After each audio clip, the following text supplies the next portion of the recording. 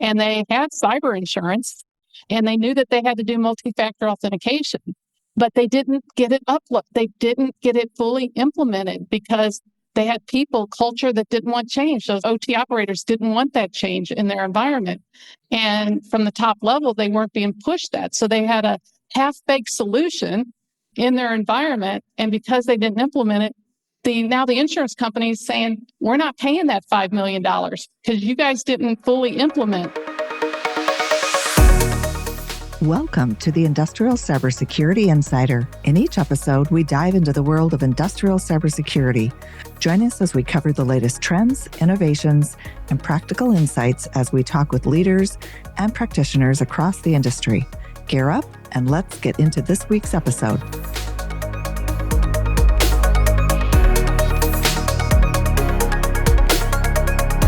Hi, my name is Dino Busalachi, and today I have Patrick Gillespie from GuidePoint Security and Debbie Lay from TXOne. How are you guys doing? Good. Doing good. How are you? I'm good. So, Patrick, I'm going to start with Debbie because ladies first, right? It's that old school in me. Why don't you tell us a little bit about yourself and your role at TXOne and maybe something that you're working on currently? So Debbie Lay, I'm a solutions architect for TXOne. I'm based out of Dallas. I have been with TXOne for the last 3 years. Prior to coming to TXOne, I spent 25 plus years in the IT cybersecurity side, always from the vendor perspective. But 3 years ago, I started to make the change into OT, and that's me. Yep. And Patrick? Yes, sir. Yeah, Patrick Gillespie. I'm the OT practice director at GuidePoint. I am based in Arkansas.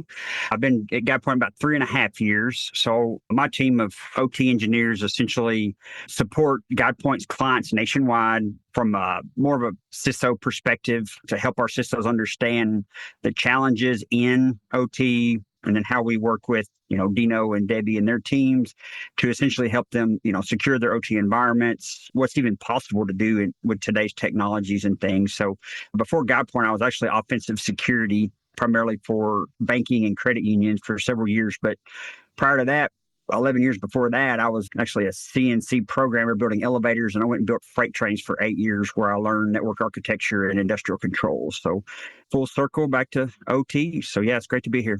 Yeah. Thanks, Patrick. I mean, in our three organizations here, one being a technology partner, and then two that kind of lead IT consulting and services pieces, both look at this kind of differently, right? I mean, obviously I come from an industrial manufacturing perspective. Patrick has that background, but his organization didn't start in that realm on the industrial side, more in the IT and the enterprise realm. And of course, Debbie working for an automation or a cybersecurity technology firm, right?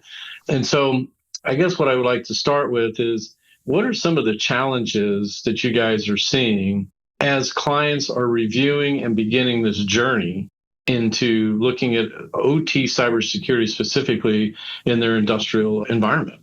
Patrick, let's start from you being in the enterprise side, your organization, very large organization, global company, have a lot of manufacturing clients. So what are some of the things that you've witnessed, good, bad, challenging, and different? For sure. So GuidePoint's clients historically have been the CISO and still primarily is, even when we're supporting their industrial environment. So GuidePoint's a cybersecurity VAR. We're a value-added reseller. We do not create our own products like TXOne. We, essentially partner with TXOne to, resell their technologies, and then GuidePoint implements them for our clients. So coming from the CISO perspective, the good that I've seen since building the OT practice is that the CISO is close to the board. So, if we were selling, for example, to the OT asset owners, the plant managers, we may have to go to 50 plant managers or 200. But selling to the CISO and getting that board buy-in early, oftentimes a driver for that is cyber insurance is now starting to ask about OT cyber, or the board in general. There's so much more awareness about securing operational technology, all the remote access methods into OT, especially since COVID. More and more nation state threat actors are targeting our nation's critical infrastructure, so on and so forth. We're able to get enterprise-wide buy-in for OT technologies like TXOne. We're able to provide that asset visibility, threat detection, enforcement. Once we get a baseline, start actually, blocking anomalies or malicious traffic in OT or between IT and OT. So the bad that I see or struggle, and Dino and I had a conversation this morning about this, is CISOs have never had budget for the OT side. So they're often having to either take budget from their IT security budget, which, IT still struggles. There's never enough money, it seems like, put towards cybersecurity. So they're either having to take it from IT or try to figure out a way to get new budget for something that's never before been spent money on. So when I built freight trains for American Railcar, they were founded in 1898 as American Car and Foundry. So working for a manufacturing company with a very long history and culture is typically not very cybersecurity focused. So it definitely can be challenging for our CISO clients to get that funding in order to adequately protect the environment. So a lot of times, sadly, a lot of things come down to money. But again, once we get that buy-in, show the value, of protecting the communications between IT and OT, and also with third-party risk management, then we're able to work with Dino's team to help us go deeper into OT, and then also, with Debbie and TXOne to essentially, provide that security. Yeah, funding is a very important piece. Ironically, I just got off an earlier call today with one of our strategic partners, Rockwell Automation, and we were talking to their cybersecurity group. And one of the interesting stats that they put out that they were showing is that a breach in an industrial arena, so if it makes its way into that space, it costs between $5.5 and $6 million per breach at $125,000 an hour, right? And sometimes you have to wonder, the board has to know that, right?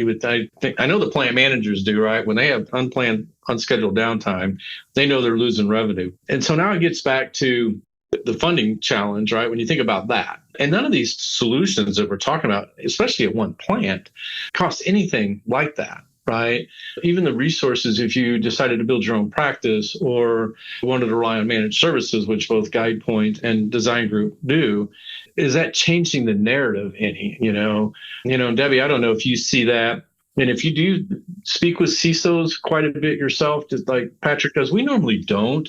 It happens, but it's usually rare because most of the time we're working with all the individual plant fiefdoms, kingdoms, as I call them, and not necessarily working with the CISO per se. But is from a technology company perspective, or are you seeing the same challenges with the IT leadership from a funding perspective? Yes, absolutely. I mean, we're dealing with the CISOs, we're talking to them, and there's just so much noise going on in the OT environment today. We have, this 30 plus years of IT cybersecurity solutions from a technology perspective now being forced in trying to say, you need our solution to secure your OT environment. So we really help our customers, and really let's look at what is most at risk within your environment today. What is your most concern? Is it the IT to OT conversion point, or is it somebody walking in that has physical access, to your OT environment, and really helping them get through that noise so that we can, work with that budget that they do have, because we go through the financial impact. It's pretty simple math for manufacturing to understand if we're down for X amount of hours, what that's going to cost you, but still getting that mindset of change and that top-down leadership of we need to secure our environments. And so that's, a big challenge in OT is still just changing mindset. Yeah. And there's another piece to it. And because of TXOne types of technology, we'll talk about obsolescence a little bit, we find and experience, we come across a lot of end-of-life, end-of-support assets in these manufacturing environments, right? Which usually typically requires, capital money in order to replace that equipment or to upgrade that equipment. And so in that context, they're getting hit from both sides, right? I've got an aging infrastructure, control system environment, and I need to implement a cybersecurity practice, technology, service, and solutions in the space. And at the same time, I got old stuff. And sometimes that IT and OT organization aren't really, from a capital perspective, aren't looking at it the same way, right? So Patrick, when you're working with those CISOs and CIOs, do they talk much about the capital plan per se on what that vision is, meaning that we're going to spend X amount of dollars a year just to upgrade from PLC 5s or, 25, 30-year-old machinery out there and the technology that runs those while they're trying to still get a cybersecurity solution in place? They never bring that up, honestly. I don't think they see that level of each manufacturing facility. Typically they're more responsible for the front office users that are at that production facility, maybe supporting for, sales orders or maintenance tickets, purchasing, procurement, those kind of roles at the manufacturing facilities. Maybe they're responsible for some of the printers that are maybe throughout the OT environment. But typically, I don't even think our CISOs really oftentimes know what PLCs are, which makes it challenging because, if CISOs are starting to inherit risk, we still have not seen them inherit the assets or the remediation of those assets. So, which can definitely be a challenge, which whatever we do when we start working with the CISO, whether that's doing OT asset discovery or, architecture review or even a OT pen test, if that's, what they need to get leadership buy-in, we try to get the OT asset owner for the site we're working on and the CISO and their team together, because it's best whatever solution they go with, whether that's like TXOne for visibility and segmentation or endpoint detection, whatever the solution is, it's best to have both sides part of the decision-making process to have that support. Because even if the CISO has board level support and get funding and they buy a tool, when we get down to the OT asset owner, if they don't support it, it can be very political on what assets or networks they even give to the CISO or our deployment team, right? And then the company's typically not getting value out of the technologies they pay for. That's where the deployments go much better and they get much better visibility a lot quicker and more cost-effective manner if both sides are on the same page, even though if they're coming at it from very different perspectives. Yeah, and we see that a lot. Meaning, my business partner, the words he like using, you're spot on. The CISOs are definitely being tasked with the responsibility. What they're kind of missing is the authority, right? And that responsibility of production on that plant floor, safety on that plant floor, definitely kind of falls to a different animal, right? That being the OT side of the house, and so we're back to the whole IT/OT convergence conversation, which gets very murky and muddy and political, at least in my experience, depending on the type of organization that you're dealing with, right? I mean, some of them are being driven by regulatory requirements, by insurance requirements, breaches that they've had, but when we're on the plant floor and we're talking about OT cybersecurity, even with our engineers who are in the field all day, every day, nobody really knows what the plan is. When you say, hey, what is your OT cybersecurity strategy? I see you got a tool. You bought this XOT IDS platform you have in here. So what are you guys doing with that, right? Is there any data in there that, that we would like to get our hands on to help us with this project that we're going to execute over here? There might be some really good information for us to help us, whether it be risk and vulnerabilities, asset inventory, remote access, malware in the environment potentially. And the plant people are kind of like, I don't know. That's somebody in IT's realm of responsibility, right? Which is one of the reasons why it takes a village, working with organizations like GuidePoint who have the relationship with the IT leadership, and they're credible and they're accountable and they're trusted advisors. It's like, how do you keep moving that down into that industrial environment per se? So, to that point, and Patrick, you brought up a great point about not adopting the solution, right? Trying to force it into an OT environment. I think we've had a perfect example that's just recently come back up in the news was, Hamilton, the city of Hamilton that suffered that ransomware attack back in 2024. And it was 80% of their systems. And that included some OT operational stuff that was impacted also by that ransomware attack. And they had cyber insurance and they knew that they had to do multi-factor authentication, but they didn't get it they didn't get it fully implemented because they had culture that didn't want change. Those OT operators didn't want that change in their environment. And from the top level, they weren't being pushed that. So they had a half-baked solution in their environment. And because they didn't implement it, now the insurance company is saying, we're not paying that $5 million because you guys didn't fully implement. It's really interesting how it's all intertwining together, how they do. Here's a great example of an MFA I saw just 2 weeks ago touring a plant where the username and the password for the HMI were written on the panel with a Sharpie to gain access to the box, which means you could log in anywhere with that information. So anybody walking by with a camera or just a good memory would have information on how to log into their environment, username and password right into the industrial control systems. crazy, right? And that was just 2 weeks ago. I saw that.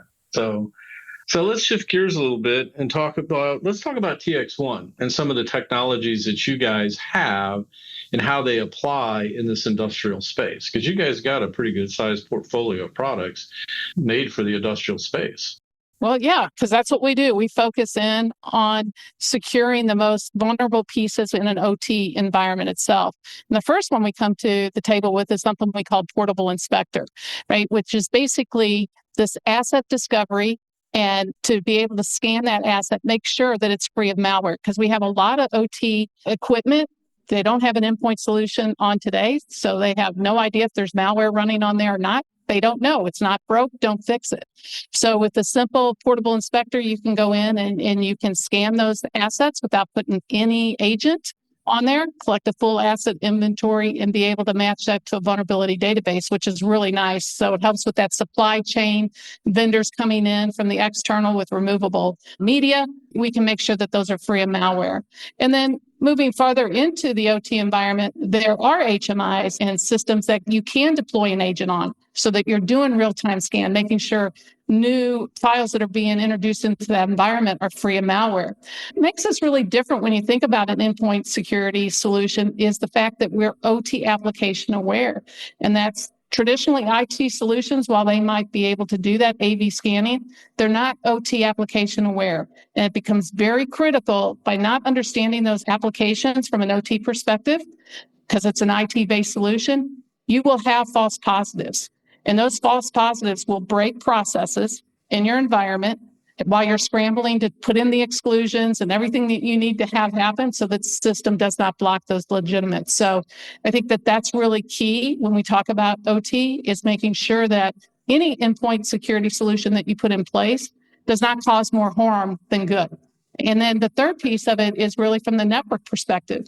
We're going into these OT environments where traditionally they're just one big flat network. We talk about mitigating because we have legacy assets. So best practices and visibility tools will tell you, hey, that's XP. You need to put that on its own segment. Do you have the capability of doing that? A lot of these OT environments have unmanaged switches. They've been out there for years. What do they do with this big flat network? So our network appliances allow you to strategically place these within the OT environment to provide that segmentation and then be able to create policies and learn policies on how network traffic is traversing, who's talking to who. And then do things like virtual patching. So you can actually set up the system to say, I know I have these XP systems out here. Microsoft doesn't even have a patch available for them. But how can I turn on the virtual patching and leverage the fact that I'm in the network protecting that asset to make sure nobody exploits those known vulnerabilities? So those are really our key focus, is basically malware-free, agent-free scanning-based solution for endpoint protection and networking-based solutions to protect those assets. And do you find that when you're pitching these technologies to a client, the group that's most receptive to them, are you getting to the OT people because they're maybe the ultimate CISO, or is it something that IT, because my experience is that sometimes IT isn't aware of a lot of those intricacies around control system operation, right? And so are they sure enough to be able to say, yeah, this is the right tool for that? Are the OT guys the ones that are more adept to gravitating towards a TXOne solution per se? I see adoption a lot from the OT side because you're meeting some use cases that they immediately need, that they've been doing manually, or they know has not been best practices, but they haven't had a solution in place. So that portable inspector, they don't have to be super technical. They have it in their pocket. They can go over and scan and get that asset inventory. They need that. It's traditionally been done manually, managing spreadsheets and those types of things. So they can do that now with a simple to use portable inspector stick, and they can meet their insurance requirements for malware without actually putting an agent. That scares them. Anytime you put something on their systems that wasn't there before, that's a scary proposition for them. And so I think also the networking side is very appealing to them because they can extend, you brought up how expensive some of this OT equipment is and the life cycles of those. By putting in mitigating controls from the network perspective, they can extend the life of those very expensive equipment that they have in their OT environments. So Patrick, based on some of the things you're hearing that Debbie's describing. As you guys are going through your reviews and scoping efforts, what kind of feedback do you get from who you're working with, especially on the IT side, right? When it comes to talking about that plant floor, let's talk about the good, the bad, and the ugly. What do you normally hear when you're having these conversations? Because you know what the best practices are, you know what these technologies are capable for, you know what you're pursuing. What kind of pushback and or noise do you get when you're engaged in these conversations? If you've got on the IT side, even if OT's in the room, I don't even know how often OT's in the room when you get a chance to talk to them up front, just because of the unique nature of where you guys are coming in through the IT door. Yeah, well, actually, we sell a lot of OT advisory services to help the CISO and their team get ready to meet with their OT asset owners. So we help prepare them on why are the OT asset owners, why do they care so much about availability and safety and uptime? And they typically could care less about encryption and authentication and, those kind of things that CISOs and security teams care a lot about. So one, we won't help them get on the same page to achieve the same goal, but they have to understand that they can't just come in and say, hey, you're going to do this. We're from the C-suite, we're from the board, or, because a lot of times if, people come in with suit and ties, OT asset owners are going to be a little apprehensive anyway. So we do a lot of preparation for them essentially. But yes, we start with the CISO, the IT side. But, again, whatever we do, whether it's advisory or an actual service or doing a POC of TXOne, we're trying to include, at least for the first site, what's your highest priority site, or maybe top 3 or 5, because if we do a POC or an assessment, I don't recommend doing it for every assessment or every location, because if you have your highest priority site, or maybe you have one manufacturing site and maybe a distribution facility, maybe we review one of each of those, because those are very different. Then they're able to make the right decision, right? Oftentimes they can make one decision for visibility, or one decision for segmentation or endpoint detection. They're not going to put in 20 different endpoint detection vendors at 20 different OT facilities. So, there's a lot of cost savings there that we can provide based on our guidance and experience from a consulting perspective. I would say the ugly, though, would probably be the CISO. Like, one of the questions I usually start off with is, do you have an OT asset inventory of your hardware and software? Like, they're always, no, they really don't have a clue. And if we meet with the SOC, if there's an incident and we're doing a tabletop exercise and that ransomware spreads into OT, when it comes to the SOC's terms, like, who are you going to call? Are you going to call the front office people there at the plant, and hopefully they know the right person? Do you have a, asset owner list? So a lot of times our CISOs are starting from nothing. No budget, no history of knowing what assets are out there, vulnerabilities. A lot of times they're not ready to deploy a lot of tools. That the organization has to mature with the tools, where again, it doesn't get, a lot of value. So, but yeah, I mean, the good is when we have like a manufacturing facility that, we're able to bridge the IT and OT together, and then they're able to work together to essentially, we're trying to protect the OT environment from the IT environment. We're not here just to protect you from nation states and the internet, but we want to make sure if somebody does something stupid in IT, that it is not going to affect your uptime in OT, essentially. So we just definitely have to pitch it very differently to the OT asset owners from an anomaly perspective, or we can create custom alerts based on temperatures or based on machine states. There's a lot of data that's great for these IT and CISOs to get out of OT to make better business decisions, but then that comes at the cost of connecting 20 or 30-year-old systems to your network. So, so that's a little bit of the good, bad, and ugly. Yeah. I would always say that if you're having a material breach in your industrial environment, your first responder is the operator. Somebody's got to get that equipment into a safe state, get your product into a safe place so you're not destroying product or equipment. So, no, it's a great point. Debbie, can you give us an idea of one of the latest projects that you've been working on, with a client? What was the problem that they had? What were they trying to solve? And then what was TXOne's solution for that? Yeah, most recently, I think I was dealing with a healthcare provider who had these very expensive imaging systems that were becoming end of life. They had XP operating system on there, but the imaging systems themselves were still doing what they needed to do.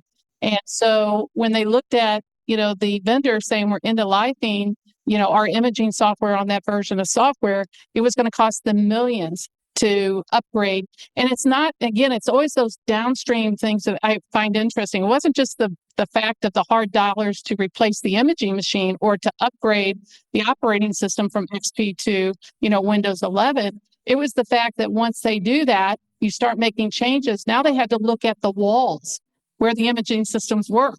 How is that going to impact the thickness of the walls, which are things that I just don't traditionally think about. So to be able to go into that customer and say, look, we can mitigate the risk that XP poses because it's an out-of-date, end-of-life operating system from the network. You can put a simple network device in front of your imaging machine and you mitigate the risk that XP poses. So now you can continue that life and build in more time to get to the point where you are going to be able to replace that system or upgrade it. Thank you. Last question has to do with AI. Do you guys think that a lot of clients are out there, this is like the Hail Mary for them in solving their cybersecurity is going to be AI? Probably from an IT perspective more so than OT. I know with OT, a lot of the tools do passive analysis, right? TXOne can go into monitor mode. You get a good baseline before you start changing things. But I think using AI based on the behavior of OT assets is good to solve a lot of the manual interpretation of those false positives or verifying a true positive, all that stuff. So I think AI can definitely be used. Oftentimes, I think not even AI, but I think CISOs think that one tool is going to solve all their problems in OT, whether that has AI or not, right? So that's where we have to come in and, say, they have 20 or 30 different tools, at least in IT security. There's the same controls need to be done in OT, and you're not going to get that from any one technology. But yeah, I think AI will help defend, but I know attackers are definitely using AI to attack the OT environments for sure. I don't hear it much from the folks that I'm talking about because they don't want a human touching their machines or making the changes. For AI. Just kind of is like, no way. But I do believe what Patrick is saying from the support side, the SOC side, I think AI is definitely going to play a role there. And even as a hardware manufacturer, we can leverage AI to help us baseline traffic better and offer up some good policies. So you're not starting from ground zero. But I still think for a time to come, human intervention is going to be required for sure on the OT side. Yeah, great point on the baselining of it. You're true. Any last thoughts? Anything you guys want to share with the audience that you didn't get a chance to say? I get asked a lot because, I bring up to our CISO, typically when a company subcontracts to another company, usually they don't say, hey, I'm working with so-and-so. But, for working with Bearweather Design Group, I do. We have some shared clients and a lot that are not shared currently to where they ask, what do you do with them? They're a Rockwell Platinum partner. So really kind of helping our CISOs learn that there's benefits from having, somebody more IT centric security, where we cover more of the convergence. So the convergence is assets there is typically networking equipment owned by the CISO, or they actually have authority there to do things. So that's where we start with our visibility, with starting to see what protocols are communicating between IT and OT, and then to help, sell an OT secure remote access solution, and then essentially work on segmenting the two from each other. And then that's where we work with, Design Group. Dino's team comes in and helps us go deeper at each of the sites. So if we deploy, TXOne at 10 sites, with Dino coming in, helping us do the walkthroughs, they have decades of, automation experience that my team does not have. So they're able to help provide that better visibility, better classification of the assets. So yeah, definitely appreciate all your help, Dino. And of course, TXOne for sure. TXOne helps us bridge a lot of these gaps with their technology. So I'll close with that. Thanks, Patrick. Yeah, and I was just going to say, from a vendor perspective, we can have the best solution out there. And it's not the silver bullet. There's not just one solution. But I think our best of breed solutions for OT are the best that's out there. But we're not going to be the best if we don't have partnerships that help us integrate, with clear goals, thorough assessments, and effective implementation to avoid just costly gaps in systems where, they didn't get deployed correctly. I just think it's so key that we go in as a force team together. Yeah. That's a good point, because a lot of times we'll find a client is chosen a technology and they never get it implemented or deployed. They kind of started and then they, somewhere along the line, they just lost their path, to keep going forward. Or the information became so overwhelming of what started coming out of that plant floor, they got fatigued and didn't know what to do next. So, all right, well, I thank you both for your time. Have a good day. Thanks for tuning in to the Industrial Cybersecurity Insider. To stay up to date with our latest episodes, be sure to click the follow or subscribe button now. And if you found this podcast helpful or have a topic you'd like us to discuss, please leave us a review or let us know. Thanks again for listening. See you next time.